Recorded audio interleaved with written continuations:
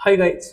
जशा पद्धतीने आपण इंट्रो पाहिला, ज्यामध्ये मी तुम्हाला सांगितलं होतं की आपण बेसिक टू ॲडव्हान्स पूर्ण कोर्स आता प्राइस ॲक्शनचा घेणार आहेत. तर त्यामधला हा बेसिक ऑफ स्टॉक मार्केटचा एक लेक्चर आहे, ज्यातून जे बिगनर्स लोक आहेत, ज्यांना की शेअर मार्केटमध्ये कशा पद्धतीने सुरुवात करावी ते समजत नाहीये, तर ह्यातून त्यांना एक गायडन्स येणार आहे की त्यांनी कशा पद्धतीने शेअर मार्केटमध्ये एंट्री करावी आणि एक सक्सेसफुल ट्रेडरची वाटचालीने ते पुढे जावे. ठीक आहे. तर आपण आता स्टार्ट करूयात आपल्या बेसिक ऑफ स्टॉक मार्केटला. तर बेसिक ऑफ स्टॉक मार्केटमध्ये मित्रांनो, आधी तर आपण समजून घ्यावं की आपण काय काय शिकणार आहेत. तर आपण त्यामध्ये technical analysis, risk management, psychology management आणि सेल्फ मॅनेजमेंट असे 4 क्वाड्रंट आपण त्याच्यामध्ये शिकणार आहोत. तर मित्रांनो, बेसिकली स्टॉक मार्केटमध्ये येणाऱ्या बिगनरची ही सायकोलॉजी एक वेगळ्या पद्धतीची असते. तर ती सायकोलॉजी कशी असती, तर ते तुम्हाला एक ह्या पीपीटी मार्फत मी तुम्हाला दाखवणार आहे. तर मित्रांनो, ॲज अ बिगनर लेवलला जे स्टॉक मार्केटमध्ये एंटर करतात, त्यांना जे इन्फ्लुएन्स असतात, जे की मार्केटमध्ये बसून अशा लोकांचे पैसे खातात, जसे की कॉल टिप्सवाले, प्रीमियम ग्रुपवाले, हे लोक काय करतात, ह्यांना एक वेगळंच आमिष दाखवतात, वेगळ्याच राज्यामध्ये, वेगळ्याच जगामध्ये घेऊन जातात आणि त्यांना एवढे स्वप्न दाखवतात की स्टॉक मार्केटमध्ये आल्यानंतर तुम्ही करोडपती व्हाल, लखपती व्हाल, मग तुम्ही आमचे प्रीमियम ग्रुप जॉईन करा, आम्ही तुम्हाला रोज कॉल टिप्स देऊ, किंवा तुम्ही आमचे कॉलिंगची फॅसिलिटी घ्या, आम्ही रोज तुम्हाला कॉल करून सांगल की हे कुठं बाय करायचं, कुठं सेल करायचं, रोज 5 ट्रेड देऊ, त्यातून रोज तुम्ही 10,000 कमाई कराल, 20,000 कमाई कराल. मग ॲज अ बिगनिंग लेवलला काय होतं, बिगनिंग लेवलला बिगनर बंदा काय करतो, तोच विचार करतो की तो कॅल्क्युलेशन करायला सुरुवात करतो की जर मी रोज 10,000 कमवले तर एक 30 दिवसाचे झाले किती, तर 3 लाख झाले. बापरे. तर मग आता हे 3 लाख झाले, तर मग इयरचे तो कॅल्क्युलेशन करायला सुरुवात करतो. मग असं तो थिंकिंगमध्ये अडकून जातो. मग थिंकिंगमध्ये अडकल्यानंतर तो विचार करतो की मी काय करल, एक मस्तपैकी लक्झरियस बंगला घेईल, माझ्याकडं करोड रुपयामध्ये अर्निंग असेल, बँक बॅलन्स असेल, एफ डी असेल, सोबतच मी माझी एक ड्रीम कार घेईल, बुगाटी घेईल, अदरवाईज मर्सडीज घेईल, असं अनेक काहीतरी त्याचे विचार चालू होतात. सोबतच जर ज्यांचे लग्न नाही झाले ते बोलतील पैसा आला की एकदम भारी पोरगी भेटेल, किंवा ज्यांचे लग्न झालेत ते बोलतील की बाबा आता लग्न झाले, आता बायकोला शांत करायचं म्हणल्यावर तिला पैसे हातात दिले की ती पण शांत होऊन जाईल, ती कटकट करणार नाही मागं. म्हणजे असे अनेक विचार एका बिगनरच्या डोक्यामध्ये यायला सुरुवात होतात. कशामुळे होतात, तर हे जे कॉल टिप्सवाले आहेत हे त्यांना फालतूचं स्वप्न दाखवायला सुरुवात करतात आणि काय करतात, ते बोलतात की चला तुम्ही 10,000 रुपये तुमच्या अकाउंटला टाका, आम्ही तुम्हाला ट्रेड सांगू, तुम्ही तो ट्रेड बाय सेल करत राहा. तर मग आता कदाचित त्यांनी कॉल दिला सी साईडचा, किंवा पुट दिला, बाय करायला सांगितला, ह्या बिचाऱ्याला माहीत नाही किती क्वांटिटी घ्यायची, किती लॉस घ्यायचा आहे पर डेला, काहीच त्याला रिस्क मॅनेजमेंट माहीत नाही, सायकोलॉजी काय आहे त्याची ते पण त्याला समजत नाही आहे. मग त्यांनी बाय करायला कॉल का दिलाय, बाय करायला पुट का दिलाय, हे पण समजत नाही आहे. त्यांनी त्या बिचाऱ्यांनी काय केलं, ज्यांनी कॉल टिप्स दिली त्याच्यावर विश्वास ठेवला आणि त्यांनी हाय तेवढे पैसे एकाच ह्याच्यामध्ये लावून टाकले आणि त्या दिवशी त्याला 5,000चा काय झाला, लॉस झाला. आता 5,000चा लॉस झाल्यावर हा झाला नर्वस, तो भडकला त्या कॉल टिप्सवाल्यावर की बाबा माझं 5,000चा लॉस झालाय आजच्या आज, तुझ्यामुळेच झालाय आणि तो मला रिकवर करून दे.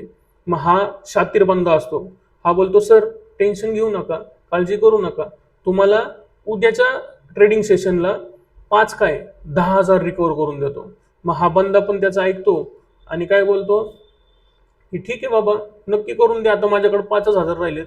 मग उद्या हा बंदा येतो आणि त्याला परत कॉल टिप्स घ्यायला लावतो, कॉल टिप्स घ्यायला लावतो आणि त्याला 2 ते 3,000 रुपये रिकवर करून देतो. मग रिकवर झाल्यामुळे काय होतो, हा बंदा जरा शांत होतो, बोलतो की जाऊ दे 5,000 पैकी 2-3,000 तरी रिकवर झालेत. मग ही अशी सायकल चालू राहते आणि चालू राहता राहता ह्याला वाढतो लालच. मग लालच वाढल्यानंतर हा काय करतो, जास्त प्रमाणामध्ये काय करतो, क्वांटिटी घेऊन ट्रेड करायला सुरुवात करतो आणि एक असा फेज येतो त्या फेजमध्ये की हे पूर्ण जे कॅपिटल होतं त्याचं ते पूर्ण वाईप आउट होऊन जातं, म्हणजे पूर्ण लॉस होतो. आता लॉस झाल्यानंतर हा जातो डिप्रेशनमध्ये, डिप्रेशनमध्ये गेल्यानंतर ह्याला समजत नाही, ह्यानी बघितलेले स्वप्न पूर्ण फेल गेले. मग आता करायचं काय, मग हा ट्रेडिंगचा क्लास शोधतो, अदरवाईज मग यूट्यूबला जाऊन बघ सर्च करतो की how to recover loss in share market, हे अनेक प्रकारचे काय काय, मग टेलिग्राम ग्रुप जॉईन करल किंवा इन्स्टाला कोणाचे 5-6 सेकंदाचे व्हिडिओ 30 सेकंदाचे व्हिडिओ बघून त्यातून लॉस रिकवर करायला सुरुवात करतो, मित्रांकडून सल्ले घ्यायला सुरुवात करतो, म्हणजे त्याच्या डोक्यामध्ये अनेको विचार यायला सुरुवात होतात. तर मग ह्या जो ट्रॅप आहे आणि हे जे शेअर मार्केटचे बिगिनिंग लोकांसोबत घडणाऱ्या घटना आहेत, ह्याच्या अनुभवावरनं मी तुम्हाला आता हे सांगतोय. तर तुम्ही ह्या गोष्टींच्या नादी लागू नका. तुम्ही हे कॉल टिप्स जे काय आहे किंवा कोणाच्या दुसऱ्याच्या सांगण्यावरनं ट्रेडिंग करताय हे टोटली बंद करा. हा एक बिझनेस आहे आणि ह्याला बिझनेस लाईक ट्रीट करा. बघा, जर एखाद्या इंजिनियर व्हायचं असेल तर त्याला पण 4 ते 5 वर्ष जातात. डॉक्टर व्हायचं असेल त्याला पण 4 ते 5 वर्ष जातात. सपोज ॲडव्होकेट व्हायचं असेल त्याला पण 3 ते 4 वर्ष स्टडी करावा लागतो. एक साधारण ते साधारण कोणत्याही प्रकारची डिग्री जर घेतली तुम्ही, तिला मिनिमम 3 वर्ष लागतात, बरोबर. मग प्रत्येक गोष्टीमध्ये पेशन्स आहे, प्रत्येक गोष्टी ही हळूहळू शिकतच तुम्ही घडत असणार आहे. आता जर शेअर मार्केटमध्ये अचानक जर मोठं होण्याचं काही स्किल असतं तर हे जे डॉक्टर इंजिनियर बनलेत हे पगाराने गेले नसते ना कामाला. मग ह्यांनी काय विचार केला असता, जे डॉक्टर्स आहेत इंजिनियर्स आहेत ते बोलले असते 1 ते 2 करोड रुपये जर कॉलेजला घालवण्यापेक्षा हे 1-2 करोड रुपये आपण शेअर मार्केटलाच लावू, असं पण झालं असतं ना. पण असं नाहीये. हे बिचारे 4-5 वर्ष कष्ट करून डॉक्टर बनतात आणि तेव्हा जाऊन त्यांची अर्निंग स्टार्ट होती. मग आपण शेअर मार्केटमध्ये आल्यानंतर लगेचच 1-2 दिवसामध्ये, 1 महिन्यामध्ये, 2 महिन्यामध्ये तुम्ही लगेचच असे बादशाह बनणार नाही शेअर मार्केटमध्ये. हे तर पहिलं डोक्यात घालून घ्या. मग बेसिक पासून शिकवण्याचा अर्थच हा आहे की अनेक जण मार्केटमध्ये एकदम कन्फ्यूज आहेत की काय चाललंय ते समजत नाही. मग हे तुमचं कन्फ्युजन दूर करण्यासाठी हा पहिला बेसिक लेक्चर आहे. ह्याच्यानंतर जे टेक्निकल चालू होईल त्यामध्ये तर तुम्हाला मजाच येणार आहे एकदम जबरदस्त. आणि एकदा मी टेक्निकल शिकवल्यानंतर तुम्ही आयुष्यभर ते विसरणार नाही आणि 101% सांगतो की तुम्ही नक्कीच सक्सेसफुल ट्रेडर बनाल. ठीक आहे. तर आता हे एक्झाम्पल लक्षात ठेवा की स्टॉक मार्केटमध्ये कोणत्या प्रकारची अशी जादू नाहीये की तुम्ही एका महिन्यामध्ये सक्सेसफुल बनाल. त्यासाठी तुम्हाला पेशन्स पाहिजे. ठीक आहे. तर दुसरी गोष्ट आहे, तुम्ही शेअर मार्केटमध्ये आलात तर आधी तर तुमचा फोकस असला पाहिजे लर्निंगवर. म्हणजे फोकस करा शिकण्यामध्ये. कोणती पण गोष्ट सक्सेस होण्यासाठी तिचा जास्तीत जास्त अभ्यास केला पाहिजे. सक्सेस हा तेव्हाच येईल ज्यावेळेस तुम्ही हार्डवर्क कराल. मग आता हार्डवर्क कसं करायचंय, शेअर मार्केटमध्ये कुठलं फिजिकल लेवलचं काम नाही. शेअर मार्केटमध्ये हार्डवर्क करावं लागतं तुमच्या नॉलेज सोबत, तुमच्या माइंड सोबत. हा सगळा माइंड गेम आहे. मग तुम्हाला माइंडनीच काय करावं लागेल, लर्निंग करावं लागेल आणि माइंड स्ट्रॉंग करायला लागेल. तेव्हा जाऊन काय येईल, सक्सेस येईल. मग आता सक्सेस येऊन पण उपयोग नाही. तुम्ही सगळे स्टॉक मार्केट शिकले, सगळं लर्निंग झाले, पण तरी देखील लॉस होतोय, प्रॉफिट होत नाही. तर मग त्याचं रिझन काय आहे, तुमच्यामध्ये एक तर पेशन्सची कमी आहे किंवा सेल्फ डिसिप्लिन तुमच्यामध्ये एकदम लो आहे. मग तुम्हाला सेल्फ डिसिप्लिनवर पण काम करावं लागेल आणि पेशन्सवर पण काम करावं लागेल. मग पेशन्स आणि सेल्फ डिसिप्लिन आला की तुमच्यामध्ये हळूहळू एक्सपिरियन्स यायला सुरुवात होईल. मग एक्सपिरियन्स कसा येईल, तो येईल तुमच्या बॅक टेस्टिंग मधून, फॉरवर्ड टेस्टिंग मधून.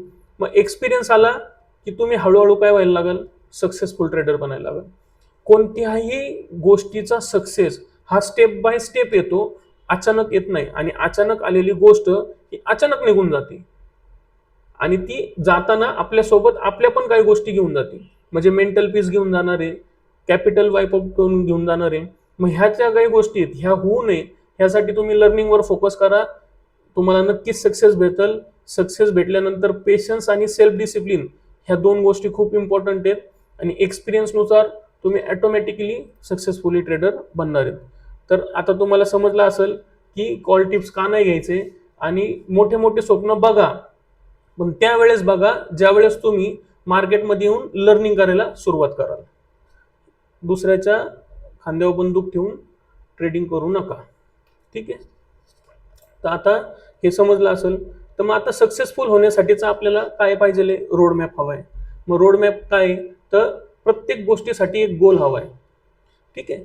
आता मी सपोज MBBS ला ऍडमिशन घेतलं, तर माझं काहीतरी गोल असेल ना त्याच्या पाठीमागं, की मला एक बेस्ट डॉक्टर बनायचं आहे, लोकांची सेवा करायची, असं काहीतरी असेल ना माझं गोल.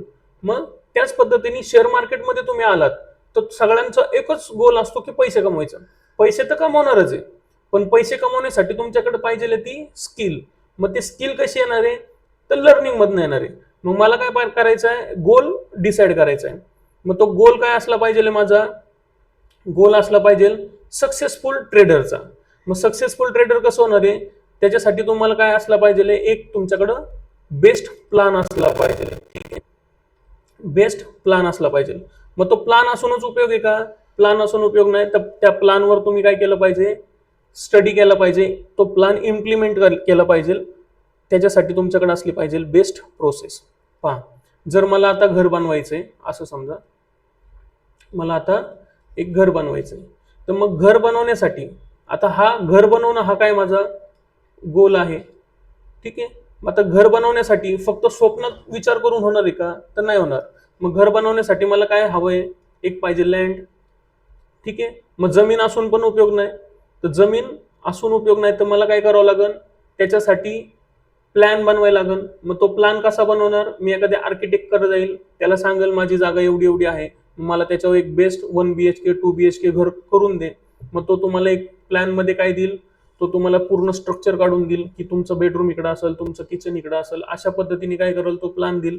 मग ते प्लॅन आला तुमच्याकडं, मग तो प्लॅन तुमच्याकडे आल्यानंतर दुसरी गोष्ट काय करावं लागेल, तिसरी गोष्ट काय करावं लागेल, तर त्यावर प्रोसेस करावं लागेल. नुसता प्लॅन घेतला आणि देवघरामध्ये सजावला त्याला, आणि रोज तुम्ही त्याच्यावर हळद कुंकू वाहताय आणि देवाला म्हणताय की बाबा मी हा प्लॅन आता करून आणलाय, जमीन पण घेतली, आता तू ये आणि घर करून दे, असं होणार आहे का, तर नाही होणार आहे. तर त्यासाठी मला काय करायला लागेल, प्रोसेस करावं लागेल.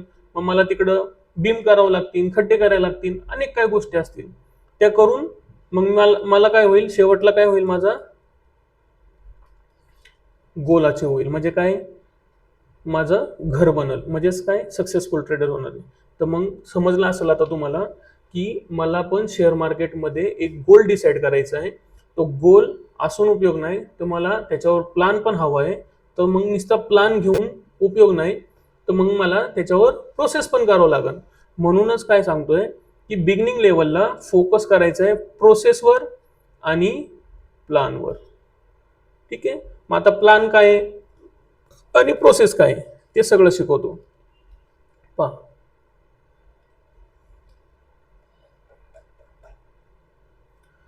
बघा हा आपला काय आहे, प्लान आहे. सपोज माझा प्लान काय आहे, मला आधी तर शिकायचं आहे टेक्निकल अनालिसिस किंवा प्राइस ऍक्शन. दुसरा प्लान काय आहे, मग मला टेक्निकल अनालिसिस आणि प्राइस ऍक्शन शिकून मजा आहे का, तर नाही. माझ्याकडे एक स्ट्रॅटर्जी आली म्हणजे मी काय मास्टर झालो का शेअर मार्केटमध्ये, तर नाहीये. तर मग मला काय करायला लागेल, एक प्लान आणायला लागेल. मग तो प्लान काय, रिस्क मॅनेजमेंट. मग ते रिस्क मॅनेजमेंट पण शिकून उपयोग नाही, कारण की रिस्क मॅनेजमेंट असून उपयोग नाही, तर मला काय अजून शिकावं लागेल, तर सायकोलॉजी शिकावं लागेल. बरं, सायकोलॉजी शिकून पण उपयोग नाही, माझ्यामध्ये डिसिप्लिनच नाही, मी एकदम वीक आहे. मग मला काय पाहिजे, हेल्थ पण चांगली पाहिजे. त्यासाठी मग मला काय शिकावं लागेल, सेल्फ मॅनेजमेंट. म्हणजे आपल्याकडे काय आहेत, चार चार गोष्टी आहेत. म्हणजे काय, जसं की कार आहे, कारला जसे 4 टायर असतात, त्याच पद्धतीने शेअर मार्केटला पण 4 टायर आहेत. एक टायर आहे टेक्निकल अनालिसिस, दुसरा आहे रिस्क मॅनेजमेंट, तिसरा आहे सायकोलॉजी मॅनेजमेंट, चौथा आहे सेल्फ मॅनेजमेंट.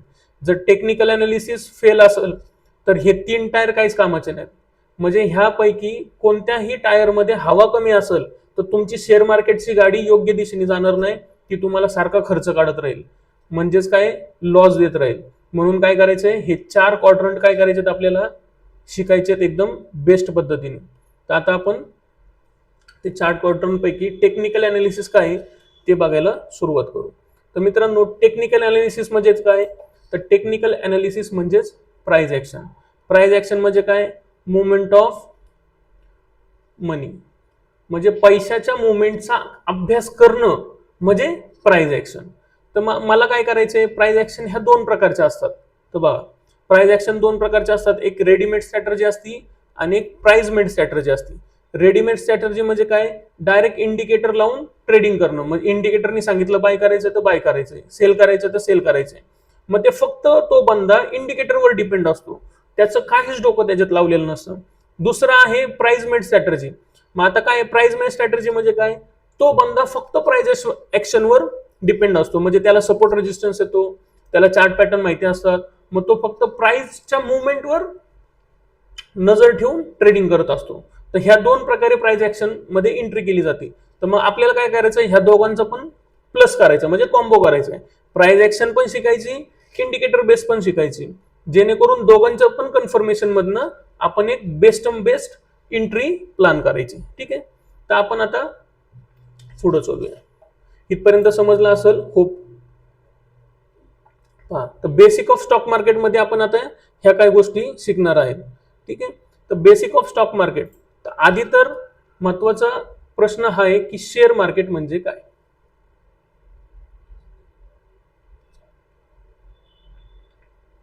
आता पहा, शेअर मार्केट म्हणजे काय. तर तुम्हाला एक भाजी मार्केट माहिती असेल, म्हणजे काय, मंडई.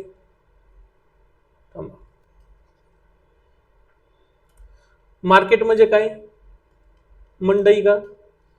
आणि शेअर म्हणजे काय, देवाण घेवाण, असाच अर्थ होतो.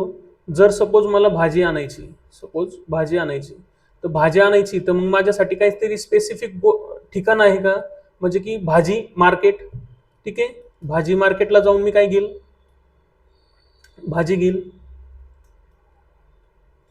ठीक आहे, दुसरं ठिकाण बघा, जर मला आता एखादा व्यवसाय काढायचा आहे कपड्याचा, आणि मला कपडे स्वस्तामध्ये विकत घेऊन थोडेसे रिटेल प्राइस मध्ये विकायचे आहेत, म्हणजे दुकान टाकायचं मला कपड्याचं. तर मग मला कपड्याचं दुकान टाकायचंय, तर मग भाजी मार्केटमध्ये जाऊन मजा आहे का, तिथं भेटतील का मला कपडे, नाही भेटणार. मग मला कुठं जावं लागेल, क्लॉथ्स मार्केटला, म्हणजे काय, होलसेल मार्केट जिथे आहे, कपड्यांचं होलसेल मार्केट कुठं आहे, त्या ठिकाणी जाऊनच मला काय घ्यायला लागतील, कपडे घ्यावे लागतील. तशाच पद्धतीने जर मला शेअर मार्केटमध्ये शेअर्स विकत घ्यायचे आहेत स्पेसिफिक कंपनीचे, ठीक आहे, कंपनीचे काय करायचे आहेत, शेअर्स विकत घ्यायचे आहेत, म्हणजे काय, हिस्सा. ठीक आहे, शेअर्स विकत घ्यायचे, तर मग मला कोणत्या मार्केटला जावं लागेल, कोणत्या मंडईमध्ये जायला लागेल, तर शेअर मार्केट ह्या नावाच्या मंडईमध्ये जावं लागेल. पहा, आता समजलं असेल शेअर मार्केट म्हणजे काय. असं मार्केट ज्या ठिकाणी इंडियातल्या सर्व कंपन्यांचे शेअर्स बाय आणि सेल केले जातात, त्याला म्हणायचं शेअर मार्केट. ठीक आहे, मग आता बघा, शेअर मार्केटलाच दुसरं नाव आहे इक्विटी मार्केट.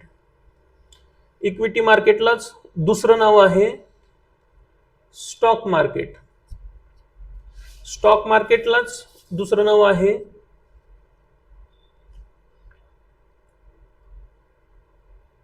Cash market. आता कॅश मार्केटलाच दुसरं नाव काय आहे, कॉन्ट्रॅक्ट. कॉन्ट्रॅक्टलाच म्हणतात स्टॉक पार्टनरशिप. म्हणजे हे सर्व काय नाव आहेत, सेमच आहेत. अनेक जण इक्विटी मार्केट म्हणतात, काही जण स्टॉक मार्केट म्हणतात, काही जण शेअर मार्केट म्हणतात, काही कॅश मार्केट म्हणतात, कोणी कॉन्ट्रॅक्ट मार्केट म्हणतात, तर कोणी पार्टनरशिप मार्केट म्हणतात. कन्फ्युज होण्याची गरज नाही, हे सगळे नावं एकच आहे. जसं की एका मुलाला अनेक नावं असतात, जसं की गणेश आहे, गणेशला घरामध्ये काय बोलतात, दादा बोलत असतील, त्याचे मित्र गण्या म्हणत असतील, त्याची गर्लफ्रेंड गणू बोलत असेल, आहे की नाही. अनेक पद्धतीने चिडवणारे मित्र असतात, अनेक त्याचे नावं पडले असतील. स्कूलमध्ये वेगळं नाव असेल, कॉलेजमध्ये वेगळं नाव असेल, मित्रांच्या बैठकीत वेगळं असेल, अनेक काही गोष्टी असतील. तशाच पद्धतीने शेअर मार्केटचे पण ही वेगवेगळी नावं आहेत. आता हे समजलं असेल शेअर मार्केटचे अनेको नावं. ठीक आहे, तर शेअर मार्केट मधले ही नावं तुम्हाला आता समजली असं मी गृहीत पकडतो. ठीक आहे, तर आपण बघूया नेक्स्ट टॉपिक. ठीक आहे, शेअर मार्केट, सॉरी, स्टॉक म्हणजे काय असतो, स्टॉक म्हणजे हा एक प्रकारचा काय ऍसेट आहे. ऍसेट म्हणजे काय, मालमत्ता.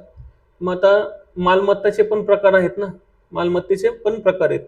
तर मालमत्ता म्हणजे काय बघा, एक ग्रो करती, एक मालमत्ता काय असती, आपली ग्रो करती, आणि एक मालमत्ता काय असती, डिप्रिशिएशन असती.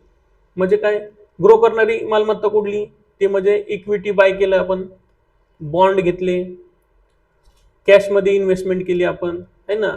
सपोज लँड घेतली, हे अनेक प्रकारचे काय झाले, ॲसेट झाले का, हे ॲसेट आहेत. म्हणजेच काय, एक ग्रोईंग ॲसेट असती आणि एक डिप्रिशिएशन ॲसेट असती. ग्रोईंग ॲसेट म्हणजे काय, ज्यातून माझे पैसे सरप्लस होणार आहेत, म्हणजे मनी काय होणार आहेत, प्लस होणार आहेत. आणि डिप्रिशिएशन म्हणजे काय, ज्यातून माझे मनी काय होणार आहेत, मायनस होणार आहे. मग ह्यामध्ये कोण येणार आहे, मोबाईल, कार, अजून काय येईल, अनेक काही गोष्टी असतील तुमच्या लिव्हिश, त्या गोष्टी त्यात येतील. मोबाईल विकायला गेले, 20चा घेतलेला मोबाईल 10ला विकावा लागतो. पण जर तुम्ही एखादी जागा घेतली तर ती 10 लाखाला घेतली तर ती काही वर्षांनी 15 लाखाला जाणार आहे. सपोज तुम्ही एखादा स्टॉक विकत घेतला, तो 50 रुपयाला होता, तो काही वर्षांनी तो तुम्हाला 70 रुपयाला विकता येईल. म्हणजे प्राइस जी वाढत जाते, ज्या गोष्टीमध्ये आपण इन्व्हेस्ट करतोय त्याची जर प्राइस वाढती आणि आपल्याला त्या बदल्या मोबदला मिळतोय, आहे की नाही, पैशाच्या स्वरूपात, त्याला म्हणायचं ॲसेट. ठीक आहे. तर मग stock is a kind of a asset. Stock म्हणजे काय, एक प्रकारचा ॲसेट आहे. ठीक आहे. तर पहा मित्रांनो, मार्केटमध्ये 2 प्रकारच्या स्टॉक एक्सचेंज आहेत. ठीक आहे.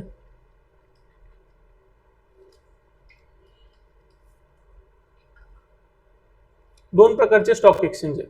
एक आहे NSE आणि एक आहे BSE. NSEचा लॉंग फॉर्म काय होतो, नॅशनल स्टॉक एक्सचेंज, आणि BSEचा लॉंग फॉर्म होतो बॉम्बे स्टॉक एक्सचेंज. NSE आहे गव्हर्नमेंटच्या अंडर आणि BSE आहे प्रायव्हेट आहे. ठीक आहे. तर मग ह्या दोघांचं पण काय काम आहे, आता हे काय, शेअर मार्केटची मंडई आहे NSE आणि BSE. हे काय, ह्याच्या ठिकाणी इथं काय मिळणार आहे आपल्याला, शेअर बाय आणि सेल करण्यासाठीची फॅसिलिटी मिळणार आहे. तर NSE आणि BSE हे काय, स्टॉक एक्सचेंज आहेत. ठीक आहे. ह्याच्या थ्रू आपण काय करतो, ट्रेडिंग करतो. मग आता आपण NSE समजून घेऊयात. मग आता बिगनर लेवलला कोणत्या स्टॉक एक्सचेंज मध्ये ट्रेडिंग केली पाहिजे, तर तुम्ही NSE चूज केलं पाहिजे. फरक काही नाही, 1 रुपयाचा फरक आहे. BSE मध्ये 1 रुपयानी स्वस्त असेल आणि NSE मध्ये 1 रुपयानी महाग असेल.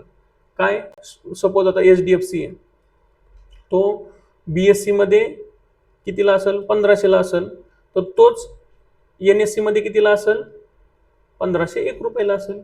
फरक 1 रुपयाचा डिफरन्स असतो. ठीक आहे.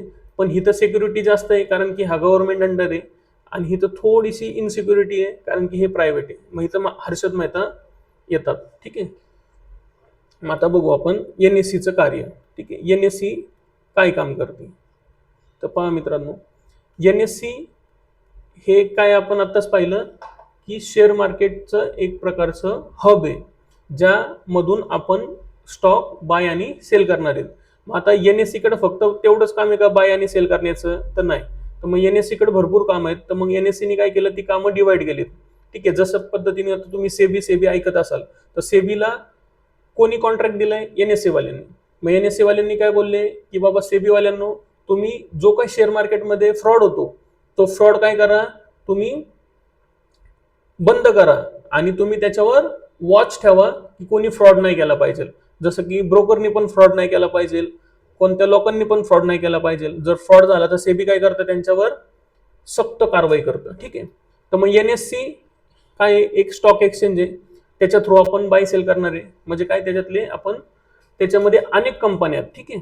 NSE मध्ये काय आहे, अनेक कंपन्या आहेत. आता एखाद्या कंपनी असेल, इंडियामध्ये कंपनी आहेत, मग त्या कंपन्यांना जर त्यांचे शेअर विकायचेत लोकांना, तर मग ते लोकांना विकण्यासाठी कुठं जातील, ते NSE कडे जातील, NSE कडे रजिस्टर करतील, आणि मग त्या कंपनीचा शेअर NSE काय करेल, लोकांपर्यंत पोहोचवेल. मग आता लोकांपर्यंत पोहोचवण्यासाठी NSE ने काय केलं, एक ब्रोकर फर्म तयार केला. मग ब्रोकर का तयार केला, की NSE बाय सेल करत बसणार आहे का, तर नाही करणार आहे, NSE कडे अनेक काम आहेत. म्हणून त्यांनी काय केला, एक ब्रोकर तयार केला. मग तो ब्रोकर काय करतो काम, तर ब्रोकरचं काम आहे, जे काय पीपल्स आहेत किंवा जे काही रिटेलर्स आहेत त्यांच्यासाठी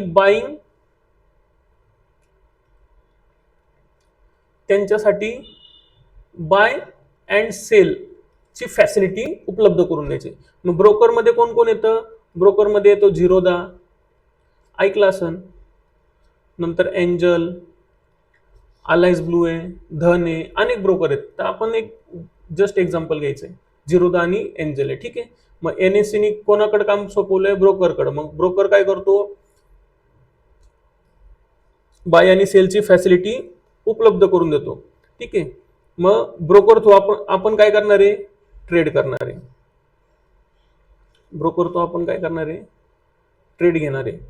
ठीक आहे. मग कोण ट्रेड घेतं? पीपल. म्हणजेच कोण? आपण काय घेणार आहे? ट्रेड घेणार आहे. ठीक आहे. आता ब्रोकर जो आहे तो एनएससी आणि क्लायंट म्हणजे पीपल ह्यांच्यामधला कोण आहे? दुवा आहे. जसं की असं समजा NSC is a God, broker म्हणजे काय? ब्राह्मण पोचवतो ना मंत्राद्वारे. ठीक आहे. आणि पीपल म्हणजे कोण? भक्त का? तर भक्त. म्हणजे भक्ताची भक्ती देवापर्यंत पोहोचवण्यासाठी मंत्राद्वारे कोण लागतं? ब्राह्मण लागतो. मग ब्राह्मण काय करतो? देवापर्यंत मंत्राद्वारे त्या भक्ताचं जे काही म्हणणं आहे ते पोहोचवण्याचं काम करतो. ठीक आहे. मग ते ऐकायचं की नाही ऐकायचं ते देवावर आहे. ठीक आहे. तशाच पद्धतीने पीपल जे ट्रेड करतात ते ट्रेड कशा थ्रू करतात? झिरोदा किंवा एखाद्या ब्रोकर थ्रू करतात. मग तो ब्रोकर काय करतो? त्यांना बाईंग सेलिंगची अपॉर्च्युनिटी मिळवून देतो आणि त्याच्या थ्रू ते ट्रेड करतात. आणि हे जो सगळा डेटा असतो, जो बाय झालाय, सेल झालाय, हा सर्व डेटा ब्रोकर काय करतो? एनएससी ला प्रोव्हाइड करतो आणि ते त्याला प्रोव्हाइड करावंच लागतं. ठीक आहे. इथपर्यंत ही सायकल समजली असेल की एनएससीचं काम काय आहे, ब्रोकरचं काम काय आहे आणि आपलं काम काय. ठीक आहे. तर एनएससी म्हणजे समजलं असेल नॅशनल स्टॉक एक्सचेंज आणि बीएससी म्हणजे बॉम्बे स्टॉक एक्सचेंज. ठीक आहे. तर मार्केटमध्ये सिक्युरिटीज, मार्केट सिक्युरिटीज. ठीक आहे. सिक्युरिटीज ह्या दोन प्रकारच्या असतात. ठीक आहे. एक असती प्रायमरी सिक्युरिटी आणि एक असती सेकंडरी सिक्युरिटी. प्रायमरी सिक्युरिटीमध्ये काय असतं? तर प्रायमरी सिक्युरिटीमध्ये न्यू सिक्युरिटीज इंट्रोड्यूस केल्या जातात. म्हणजेच त्याला आपण IPO असं बोलतो टेक्निकल भाषेमध्ये. ठीक आहे. मग आता प्रायमरी सेक्टरमध्ये काय केलं जातं? IPO लॉन्च केले जातात. म्हणजे जर सपोज एखाद्या कंपनीला त्याचा स्टॉक एनएससी किंवा बीएससी मध्ये रजिस्टर करायचा असेल तर तो काय करतो? त्याचा IPO लॉन्च करतो. इनिशियल पब्लिक ऑफरिंग म्हणजेच काय? सपोज आता टाटा आहे आणि आता सपोज टाटाला एखादा प्लांट काढायचा आहे, सपोज एनर्जी प्लांट काढायचा आहे. मग एनर्जी प्लांट थ्रू काय करायचं आहे? त्यांना एनर्जी जनरेट करायची आणि लोकांपर्यंत पोहोचवायची. म्हणजे आता हा प्लांट काढण्यासाठी टाटाला काय असेल? भरपूर पैसे लागणार आहेत, अनेको पैसे लागणार आहेत. तर मग सपोज त्यांच्या प्रोजेक्टला 5,000 करोड लागणार आहेत असं समजा. मग आता त्यापैकी त्यांच्याकडं सपोज 2,000 CR आहेत. मग आता त्यांच्याकडे कमी किती आहेत? त्यांच्याकडे कमी आहेत 3,000 करोड. मग आता हे 3,000 करोड त्यांना काय करायचे? जमा करायचे त्या प्रोजेक्टसाठी. तर मग त्यांच्याकडे दोन ऑप्शन आहेत. मग टाटाकडे किती ऑप्शन आहेत? टाटाकडे दोन ऑप्शन आहेत. एक ऑप्शन आहे बँक, म्हणजे ते बँककडनं लोन घेऊ शकतात. आणि दुसरं ऑप्शन आहे पीपल, म्हणजे लोकांकडून पैसे घेऊ शकतात. आता लोकांकडनं कसे पैसे घेतील? आता मला मागितले 100 रुपये दे, मी देईल का? नाही देणार. मी घरच्यांना देत नाही, त्याला कसं देईन? त्याच्यामुळे काय करायला लागेल? टाटा आपल्याकडनं अशा पद्धतीने पैसे घेईल जो की आपल्याला एक सिक्युरिटी प्रोव्हाइड करेल की मी ह्या पद्धतीने तुम्हाला पैसे देईल आणि पैसे फक्त तुम्ही 50 दिले तर मी तुम्हाला त्याचे 60 रुपये रिटर्न करत. मग 60 रुपये रिटर्न करतो ह्या लालसे पायी मी काय करेल? 50 रुपये इन्व्हेस्ट करेल आणि घेताना 60 रुपये रिटर्न घेईन. समजते? म्हणजे माझं पण प्रॉफिट आणि टाटाचं पण प्रॉफिट. मग असं समजा की 2,000 CR हे बँकेने दिले. ठीक आहे. बँकने काय केलं? लोन दिलं टाटाला की बाबा तुम्ही करू शकता एनर्जी, पण आम्ही तुम्हाला काय करणार आहे? 2,000 करोडच देऊ शकतो, ह्याच्यापेक्षा जास्त देऊ शकत नाही. मग आता टाटाकडे किती कमी पडले? 1,000 CR. 1000 CR काय पडले टाटाकडे कमी पडले. तर मग टाटानी काय केलं, मग टाटाने विचार केला की आपल्याकडे अजून एक फॅसिलिटी आहे, ती म्हणजे NSE. मग NSE थ्रू आपण काय करू, NSE थ्रू आपण आपल्या ह्या प्रोजेक्टचा IPO लॉन्च करू. मग ह्या IPO थ्रू आपण काय करू, पब्लिक कडून मनी मॅनेज करू, म्हणजे पब्लिक कडून पैसे घेऊ. मग IPO लॉन्च करल, इनिशियल पब्लिक ऑफरिंग, म्हणजे इनिशियल स्टेजवर पब्लिकला काय दिली, ऑफर दिली. म्हणजे काय, कंपनी चालू होण्याआधी सपोज तो बोलला की 500 रुपयाला माझा काय एक शेअर आहे, ठीक आहे. जर तुम्ही आत्ता बाय कराल तर तुम्हाला तो 500 रुपयाला भेटेल. जर भविष्यात तो लॉन्च झाल्यानंतर 1000 रुपये होण्याचे चान्सेस आहेत, ठीक आहे. मग लोक काय बोलले की इनिशियल स्टेजला जर आपण हा 500 रुपयाला घेतला तर तो 500 वाढला तर मला एवढा एवढा बेनिफिट होईल. तर त्या लालसेपायी मग लोक काय करतात, IPO खरेदी करतात. मग IPO खरेदी केल्यानंतर ते जे पैसे येतात ते कोणाकडे जातील, टाटाकडे जातील का. मग टाटाकडे सपोज 1000 करोड कमी पडत होते, तर मग ते कोणी प्रोव्हाइड केले, पब्लिकनी प्रोव्हाइड केले का. म्हणजे डायरेक्ट इनडायरेक्ट टाटाला फंडची गरज होती. मग त्यांनी काय केलं, IPO लॉन्च केला आणि लोकांकडनं पैसे घेऊन त्याचा प्रोजेक्ट चालू केला. मग आता सपोज त्या प्रोजेक्टमध्ये त्याला जर बेनिफिट झाला तर तो बेनिफिट काय करणार आहे, पब्लिकला पण देणार आहे. कशा थ्रू, IPO थ्रू किंवा स्टॉक थ्रू. म्हणजे आतापर्यंत तुम्हाला समजलं असेल की IPO म्हणजे काय, की IPO म्हणजे इनिशियल स्टेजला पब्लिकला काय करायचंय, ऑफर द्यायची की आम्ही असा असा स्टॉक मार्केटमध्ये एक शेअर घेऊन येतोय, जो की अशा अशा कंपनी किंवा प्रोजेक्टवर काम करतोय आणि भविष्यामध्ये त्याची ग्रोथ ह्या लेवलला आहे. तर तुम्ही आता जर इन्व्हेस्ट केलं तर भविष्यामध्ये तुमचे पैसे डबल होण्याचे चान्सेस आहेत किंवा ट्रिपल होण्याचे चान्सेस आहेत. मग पब्लिक काय करते, ह्याच्यामध्ये इन्व्हेस्ट करते, IPO थ्रू इन्व्हेस्ट करते. म्हणजे ज्या स्टॉकमध्ये प्रायमरी लेवलवर इन्व्हेस्ट केली जाते त्याला म्हणायचं IPO. मग आता दुसरी आहे सेकंडरी लेवल, म्हणजे सेकंडरी मार्केट. सेकंडरी मार्केट म्हणजे काय, की जो काय हा IPO लॉन्च झालाय, ठीक आहे, तो लॉन्च झाल्यानंतर सेकंडरी मार्केटमध्ये ट्रेड करण्यासाठी जातो. काय, सेकंडरी मार्केटमध्ये ट्रेड करण्यासाठी जातो. आणि ह्या सेकंडरी मार्केटमध्ये काय केलं जातं, सेल केलं जातं ट्रेड थ्रू. म्हणजे जसं की आपण आता टाटाचा एखादा प्रोडक्ट समजा, सपोज टाटा स्टील आहे, सपोज मी टाटा स्टीलचा स्टॉक घेतला, मग तो 100 रुपयाला बाय केला, समजते का, कुठं बाय केला, ब्रोकर थ्रू NSE किंवा BSE मध्ये बाय सेल केला. मग ज्या सेकंडरी मार्केटमध्ये तो स्टॉक बाय सेल केला जातो त्याला म्हणायचं सेकंडरी मार्केट. आणि जो स्टॉक लॉन्च व्हायच्या आधी बाय करतो त्याला म्हणायचं IPO. सिंपल भाषेमध्ये सांगितलं IPO म्हणजे काय आणि सेकंडरी मार्केट म्हणजे काय. होप सो तुम्हाला हे समजलं असेल. आता हे समजवण्याचं कारण हेच आहे की ह्या सर्व गोष्टी तुम्हाला माहित असणं खूप गरजेचं आहे, ठीक आहे. तर मग आता मार्केटमध्ये दोन कन्सेप्ट आहेत, ठीक आहे. तर मार्केटमध्ये दोन कन्सेप्ट आहेत, की एक आहे फंडामेंटल अनालिसिस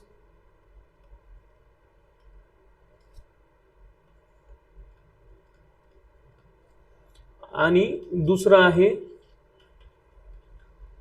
सॉरी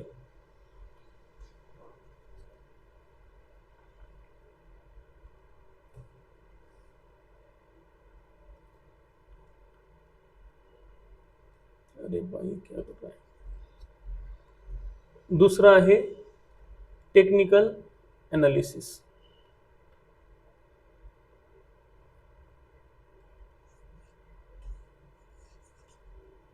दुसरा आहे टेक्निकल एनालिसिस, ठीक आहे. मग आता फंडामेंटल एनालिसिस आणि टेक्निकल एनालिसिस मध्ये फरक काय. तर फंडामेंटल एनालिसिस म्हणजे काय, हिस्ट्री बेस काय करायची, ट्रेडिंग करायची. हिस्ट्री बेस काय करायचं, ट्रेडिंग करायची. म्हणजे फंडामेंटल एनालिसिस हे यूज होतो लॉंग टर्म साठी, म्हणजे काय, इन्व्हेस्टमेंटसाठी. इन्व्हेस्टमेंटसाठीच काय केलं जातं, फंडामेंटल एनालिसिस यूज केलं जातं. जसं की 1 वर्ष आधी तो स्टॉक कुठं होता, मग त्याचे सपोज डिप्रिशिएशन काय आहे, त्याचं फंड किती आहे, मग त्या कंपनीनी रिकव्हरी कॅपिटल किती ठेवलेलं आहे, ह्या सर्व गोष्टी त्याच्यामध्ये चेक केल्या जातात. त्याला फंडामेंटल अनालिसिस करून ट्रेड करणं बोलतात. म्हणजे तो इन्व्हेस्टमेंटसाठी असतो, लॉंग टर्मसाठी असतो. तसंच की दुसरं आहे की टेक्निकल अनालिसिस. टेक्निकल अनालिसिस म्हणजे काय? टेक्निकल अनालिसिस यूज करून डेली बेसवर ट्रेड करतो आपण. म्हणजे आज घ्यायचं आणि आजच विकायचं. समजलं का? टेक्निकल अनालिसिस आणि फंडामेंटल अनालिसिस. मग आता फंडामेंटल तर सध्या आपल्या काय कामाचं नाही. आपल्याला महत्त्वाचं काय आहे? Technical analysis. तर ठीक आहे, मग टेक्निकल अनालिसिस आपण बघू. टेक्निकल अनालिसिस म्हणजे काय? तर पहा, टेक्निकल अनालिसिस मध्ये हिस्ट्री काहीच कामाची नसते. तुम्ही जर 1 वर्ष आधी गेले, मग मार्केट असा केला तसा केला, मग हिस्ट्री काय कामाची नाही. तर टेक्निकल अनालिसिसमध्ये 3 गोष्टी लक्षात ठेवायच्या कधी पण. मार्केटमध्ये काल, आज आणि उद्या ह्या 3 दिवसांवरच ट्रेडिंग केली जाते. म्हणजेच काय की मार्केटमध्ये काल काय झालं, कालवरून मी काय करल, आज काय होईल, आणि आजवरून मी काय विचार करल, उद्या काय होईल. म्हणजे जर काल मार्केट बुलिश पद्धतीने क्लोज झालंय, तर मग आज मार्केट काय करू शकतं. तर मग आज जर मार्केट बेरिश पद्धतीने क्लोज झालं, तर मार्केट उद्या काय करू शकतं. काल, आज आणि उद्या ह्यांचा विचार करून केली जाणारी ट्रेडिंग म्हणजेच काय? Technical trading. ठीक आहे. तर मग तुम्हाला समजलं असेल, काल, आज आणि उद्यामध्ये केली जाणारी ट्रेडिंग म्हणजेच काय? Technical trading. म्हणजे मला डेली बेस्डचं नॉलेज पाहिजे, ना की हिस्टॉरिकल बेस्डचं नॉलेज पाहिजे. ठीक आहे. तर मग टेक्निकल अनालिसिस समजली असेल. आता काय येते, मग टेक्निकल अनालिसिस काय असतं ते. ठीक आहे. तर मग टेक्निकल अनालिसिसमध्ये कोण कोण ट्रेडिंग करतं हे पण महत्त्वाचं आहे का? मग त्यासाठी काय असतं? Types of trader. किती प्रकारचे ट्रेडर्स आहेत? तर मित्रांनो 3च प्रकारचे ट्रेडर आहेत. एक आहे इंट्राडे ट्रेडर, दुसरा आहे स्विंग ट्रेडर, तिसरा आहे इन्व्हेस्टर. हे 3च ट्रेडर मार्केटमध्ये अवेलेबल आहेत. स्कॅल्पर ही कन्सेप्ट आहे, म्हणजे काय ते ह्याच्यामध्ये गणलं नाही जात. ठीक आहे. स्कॅल्परचा अर्थ होतो चोर. ठीक आहे. इंट्राडे ट्रेडिंग, स्विंग ट्रेडिंग आणि इन्व्हेस्टर किंवा इन्व्हेस्टमेंट म्हणू शकता तुम्ही. इन्व्हेस्टमेंट, अशा 3 प्रकारचे मार्केटमध्ये ट्रेडर असतात. इंट्राडे ट्रेडर म्हणजे काय? आज घ्यायचं आणि आजच विकायचं. ठीक आहे. स्विंग ट्रेडर म्हणजे काय? बघा, इंट्राडे ट्रेडर म्हणजे काय? 9:15 AM टू मार्केट क्लोज कधी होतं? 3:30 PM. ह्या काळामध्ये बाय सेल करणं म्हणजे काय? Intraday trader. आणि आज घ्यायचं आणि आजच विकायचं. ठीक आहे. त्याला होल्ड करायचं नाही, त्याला म्हणायचं इंट्राडे ट्रेडर. स्विंग ट्रेडर म्हणजे काय? आज घ्यायचं आणि 2 दिवसांनी, 3 दिवसांनी, 4 दिवसांनी किंवा 5 दिवसांनी तो स्टॉक विकणे म्हणजे काय? Swing trading. आणि इन्व्हेस्टर म्हणजे काय? की 1+ इयर साठी कोणताही स्टॉक बाय करून सोडून देणे, 1 वर्षासाठी, 2 वर्षासाठी, 3 वर्षासाठी, त्याला म्हणायचं इन्व्हेस्टर किंवा त्याला म्हणायचं इन्व्हेस्टमेंट. आता हे प्रकार समजले असतील की टाइप्स ऑफ ट्रेडर किती असतात? 3. एक इंट्राडे, स्विंग, इन्व्हेस्टर. इंट्राडेचं काम काय? आज घ्यायचं, आजच विकायचं. स्विंगचं काम काय? आज घ्यायचं, 2-4 दिवसांनी विकायचं. आणि इन्व्हेस्टरचं काम काय? आज घ्यायचं आणि 2-4 वर्षांनी विकायचं. समजलं असेल आता? ठीक आहे. टाइप्स ऑफ ट्रेडर समजलं असेल. ठीक आहे. आता बघू मार्केट कंडिशन. मग मार्केट कंडिशन किती असतात? ठीक आहे. बघा, मार्केट कंडिशन. तर मित्रांनो, मार्केटमध्ये 3 कंडिशन असतात. एक असतो अप ट्रेंड, दुसरा असतो डाऊन ट्रेंड, तिसरा असतो साइडवेज ट्रेंड. बघा, अप ट्रेंडलाच म्हणायचं बुलिश मार्केट, डाऊन ट्रेंडला म्हणायचं बेरिश मार्केट, आणि साइडवेजला दुसरं नाव आहे कन्सोलिडेशन, अदरवाइज चॉपी मार्केट. ठीक आहे, असे 3 प्रकारचे मार्केटच्या कंडिशन आहे. म्हणजे मार्केट ह्या 3 कंडिशन व्यतिरिक्त कोणत्याच कंडिशन मध्ये जात नाही. ठीक आहे, अप ट्रेंडचा अर्थ मार्केट काय करतोय, वरती जातोय. म्हणजे 5 रुपयाची प्राइस ही कितीला गेली, 10 रुपयाला गेली. ठीक आहे, डाऊन ट्रेंड म्हणजे काय, 10 रुपयाची प्राइस 5 रुपयाला आली.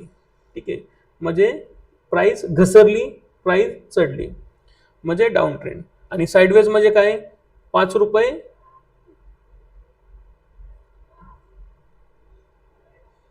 ते 1 रुपया अशी प्राइस काय करतीये, फसली आहे त्या प्राइस रेंजमध्ये. म्हणजे प्राइस ना 5 रुपयाच्या वरती जाते ना 1 रुपयाच्या खाली जाते, म्हणजेच काय, साइडवेज. आता 3 कंडिशन समजल्या, अप ट्रेंड, साइडवेज आणि डाऊन ट्रेंड. ठीक आहे, तर ह्या सर्व नोट्स तुम्ही करा मित्रांनो, जेणेकरून तुम्हाला खरंच फायदा होईल त्याचा. दुसरं बघा, मार्केटमध्ये कोण कोण सहभाग घेतं. तर मार्केटमध्ये कोण कोण सहभाग घेतं, तर मार्केटमध्ये सहभाग घेणार 4 टाईप असतात.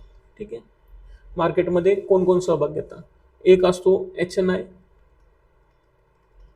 दुसरा असतो FII, तिसरा असतो DII आणि चौथा असतो रिटेलर.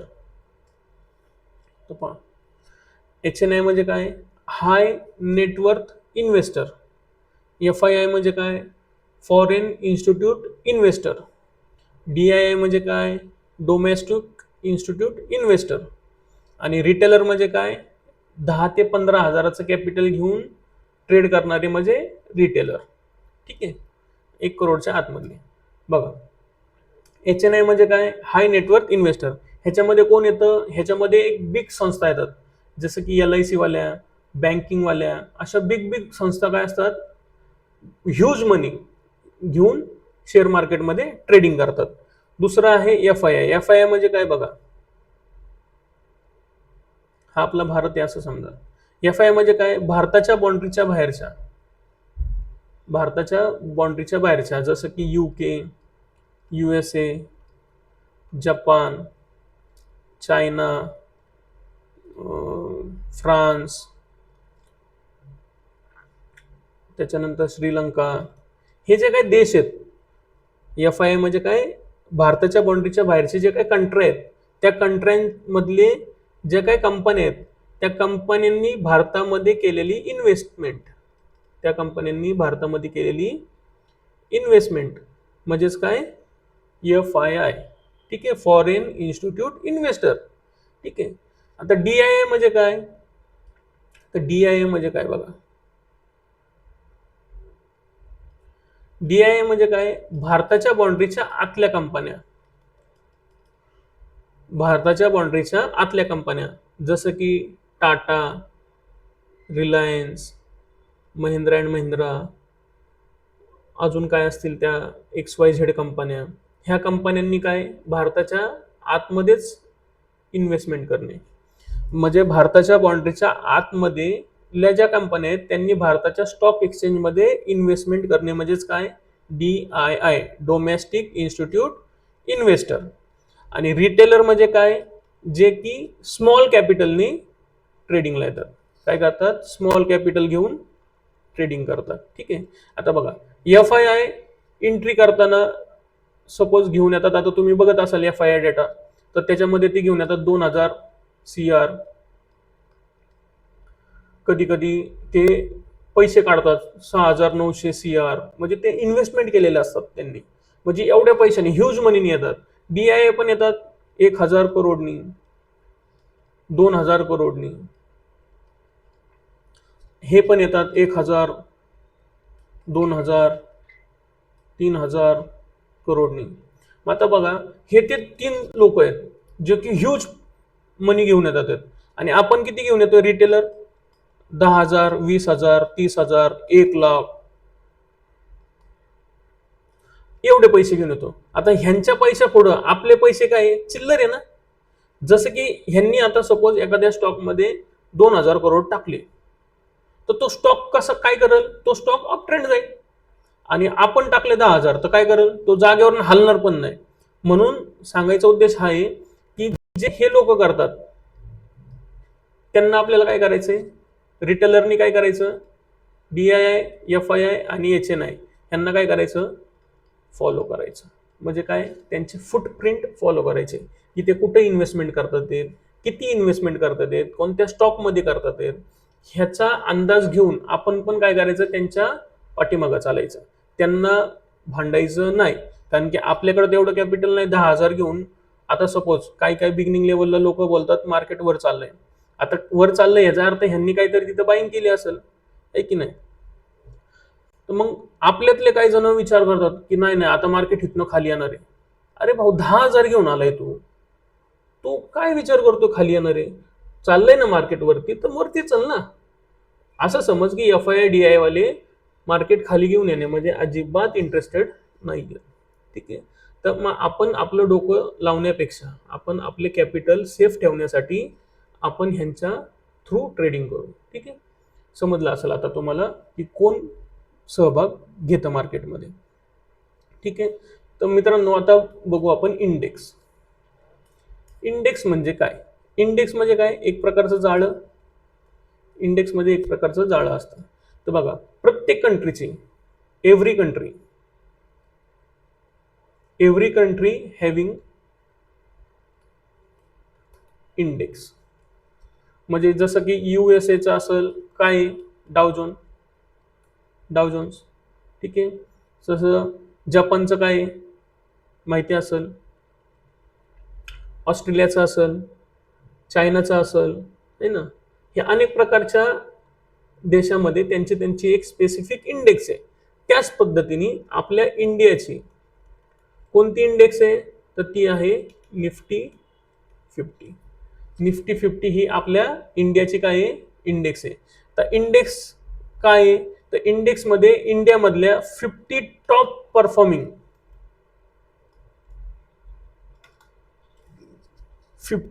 परफॉर्मिंग कंपन्या ह्या काय केल्या? मर्ज केल्या आणि एक नवीन संस्था तयार केली. तिला नाव दिलं निफ्टी 50. ह्याचा अर्थ असा होईल का? निफ्टी 50 मध्ये जे 50 स्टॉक आहेत ते 50 स्टॉक करतात काय ह्याच्यावरच निफ्टी 50 चालती, असं बोलू शकता. कारण की Nifty 50 is a mirror only. म्हणजे जर ह्या 50 पैकी 30 कंपनी ह्या डाऊन असतील आणि 20 कंपन्या ह्या अप असतील तर मला सांगा निफ्टी 50 काय करेल? निफ्टी 50 पण पॉसिबिलिटी आहे ना डाऊन जाण्याचीच. कारण की ह्या कंपन्या जे करतात तेच निफ्टी 50 तुम्हाला रिफ्लेक्ट करणार आहे. ठीक आहे. निफ्टी 50 स्वतः चालत नाही. निफ्टी 50 ला चालवतो कोण? तर ह्या 50 कंपन्या चालवतात. जर सपोज ह्या 30 पैकी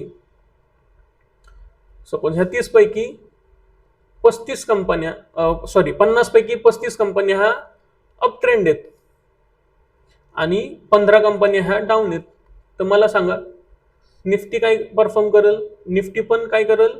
अप ट्रेंड जाण्याचा प्रयत्न करेल. समजतंय का? तर मग मला काय करायचंय? ह्या 50 कंपन्या कोणत्या? निफ्टी 50 मधल्या 50 कंपन्या कोणत्या ह्या माहित असणं खूप गरजेचं आहे. कारण की कधी कधी रिझल्ट येतो त्यांचा. मग रिझल्ट आल्यानंतर मला समजतं की अरे ह्या निफ्टी 50 मधल्या टॉप 50 मधल्या कंपन्या आहेत. तर मग ह्याचा रिझल्ट आला ह्याचा अर्थ ह्या स्टॉक मध्ये आपण आज एंट्री एक्झिट करू शकतो.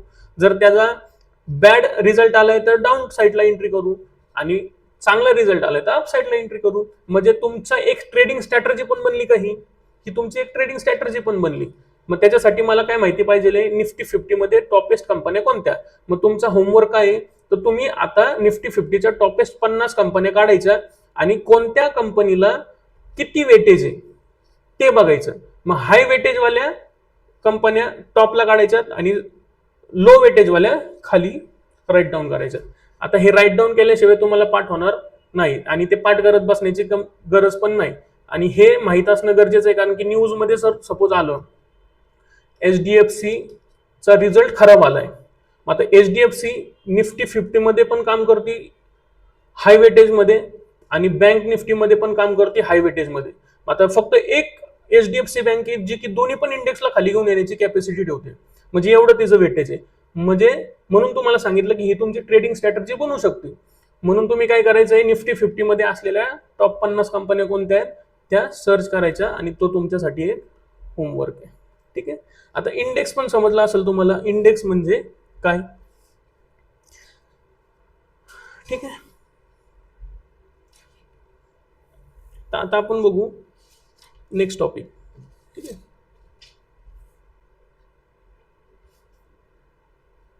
आता निफ्टीमध्ये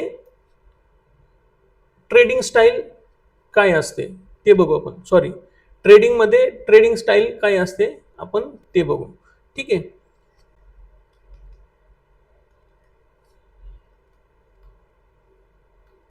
आता ट्रेडिंग स्टाईल म्हणजे काय. ट्रेडिंग स्टाईल मध्ये 3 गोष्टी येणार आहेत बघा. 3 प्रकारचे लोक असतात. एक असतो अँग्री, दुसरा असतो अँग्री प्लस शांत है ना, आणि तिसरा असतो शांती ब्रह्म. म्हणजे काय आता बघा, हा असतो रागीट, हा असतो रागीट प्लस शांत आणि हा एकदमच शांत असतो. ट्रेडिंग स्टाईल सांगतो तुम्हाला. तर बघा, आता जर एखाद्याला पेशन्सच नाही अजिबात, त्याला आजच घ्यायचं आणि आजच विकायचंय, त्याला अजिबात पैसे कॅपिटल तो गुंतवू शकत नाही, तर मग तो काय झाला, अँगर मोड मध्ये आला. म्हणजे तो अग्रेसिव्हली ट्रेडिंग करणार आला. जर तो अग्रेसिव्हली ट्रेडिंग करतोय तर मग तो कोणत्या कॅटेगरीमध्ये एंट्री केली पाहिजे त्यांनी, तर त्यांनी ट्रेड केला पाहिजे इंट्रा डे मध्ये. त्यांनी कसं ट्रेडिंग केली पाहिजे, इंट्रा डे मध्ये. जर तुम्ही अग्रेसिव्ह ट्रेडर असाल तर अग्रेसिव्ह ट्रेडर असाल तर तुम्ही कशात ट्रेडिंग केली पाहिजे, इंट्राडे मध्ये. जर तुम्ही अग्रेसिव्ह पण आहात आणि शांत पण आहात, म्हणजे मिक्स कॉम्बिनेशन आहे तुमचं, म्हणजे तुम्ही थोडा ट्रेड होल्ड करण्याची पण कॅपॅसिटी ठेवता. म्हणजे तुम्हाला घाई नाही आहे अजिबात पैसे जास्त कमवण्याची, अदरवाईज तुम्हाला घाई नाही आहे लगेच रिझल्ट घेण्याची, तर तुम्ही 2-3 दिवस पण रिझल्टची वाट बघू शकता. तर तुम्ही ट्रेडिंग करू शकता स्विंग मध्ये. मग तुम्ही स्विंग मध्ये जा. आणि जर तुम्ही एकदमच शांत आहेत, तुम्हाला जास्त घाई पण नाहीये, तुमच्याकडे मनी फ्लो पण चांगला आहे, तुमच्या सगळी कंडिशन पण चांगली आहे, तुमच्याकडे एक्स्ट्रा इन्कम पण आहे, मग तो पैसा तुम्ही काय करायचा आहे, शांत पद्धतीने इन्व्हेस्ट करायचा आहे. काय करायचं आहे, इन्व्हेस्ट करायचं आहे. मग ह्यामध्ये येणार इन्व्हेस्टर. ठीक आहे. मग ह्यामध्ये 5 ते 6 वर्षासाठी स्टॉक घेऊन सोडून द्यायचा आहे तुम्हाला ना. तो मग मार्केट तिकडे खाली जाऊ, वर जाऊ, साईडवेज जाऊ, त्याच्याकडे तुम्ही फोकस करायचा नाहीये. ठीक आहे. समजलं असेल आता तुम्हाला की ट्रेडिंग स्टाईल कशी असते. ट्रेडिंग स्टाईल डिपेंड असते तुमच्या स्वभावावर, तुम्ही कशा पद्धतीचे व्यक्ती आहात, अग्रेसिव्ह आहात, शांत आहात की अतिशांत आहात. ठीक आहे. समजलं असेल आता तुम्हाला. तर आता आपण बघूया demand and supply. Demand and supply म्हणजे काय. ठीक आहे. 1-2 मिनिट.